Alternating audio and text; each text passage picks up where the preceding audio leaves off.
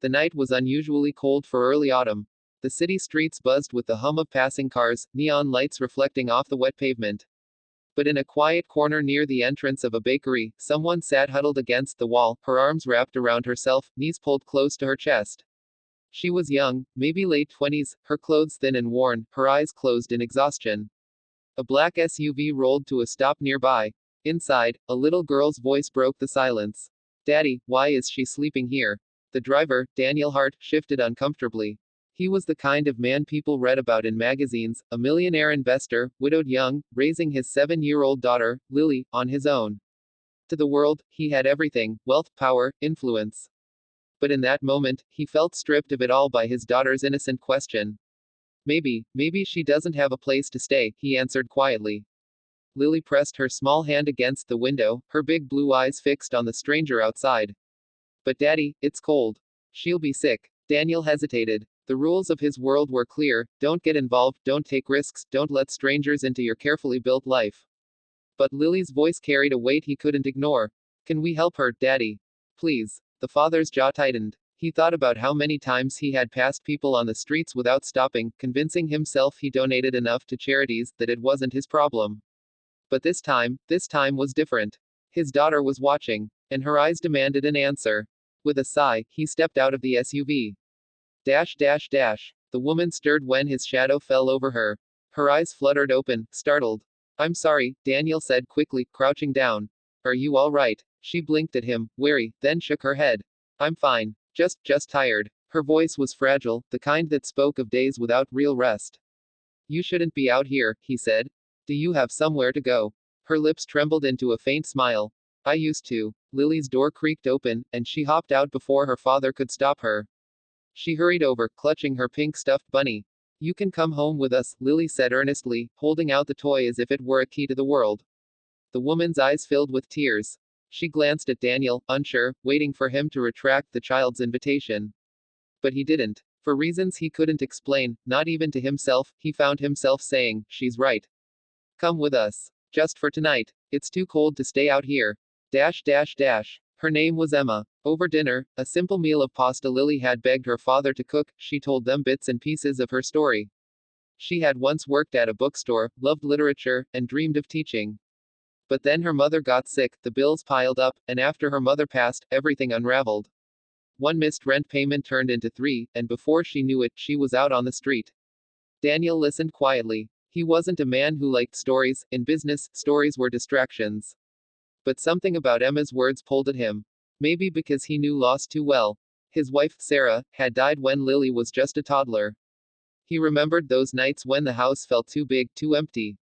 He remembered the helplessness. After dinner, while Lily showed Emma her room and toys, Daniel sat in his study, staring at the city skyline through the window. He wasn't sure what he'd just done. Inviting a stranger into his home was reckless. But when he heard his daughter's giggles from down the hall, real, unguarded laughter he hadn't heard in months, he realized maybe it wasn't reckless at all. Dash dash dash. Days turned into a week. Emma helped around the house, cooking, reading stories.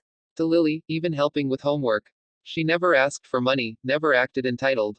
If anything, she seemed eager to give back, to prove she wasn't a burden.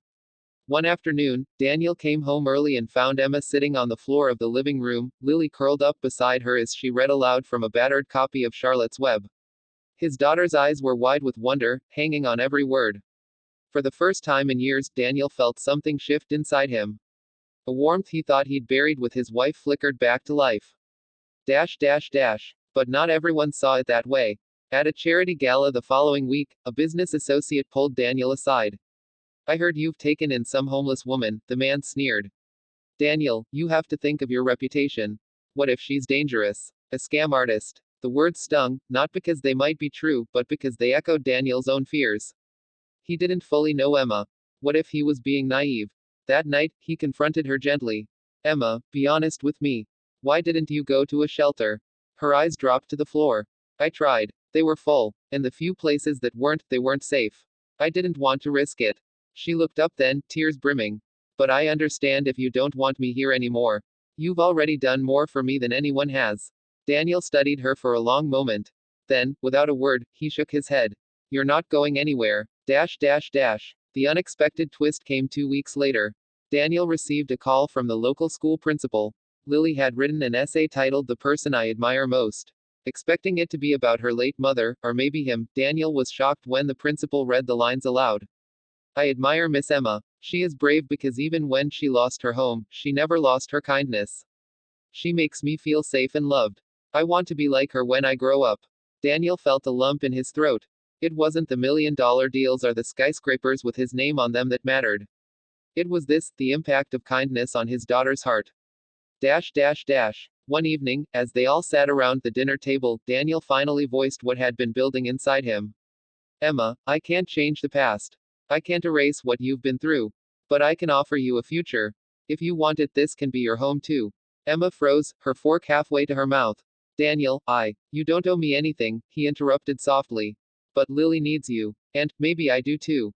For a long moment, the room was silent except for the sound of Lily's excited clapping. Then Emma's tears spilled over, and she whispered, yes. I'd like that. Dash dash dash. Months later, the city's streets grew colder as winter set in.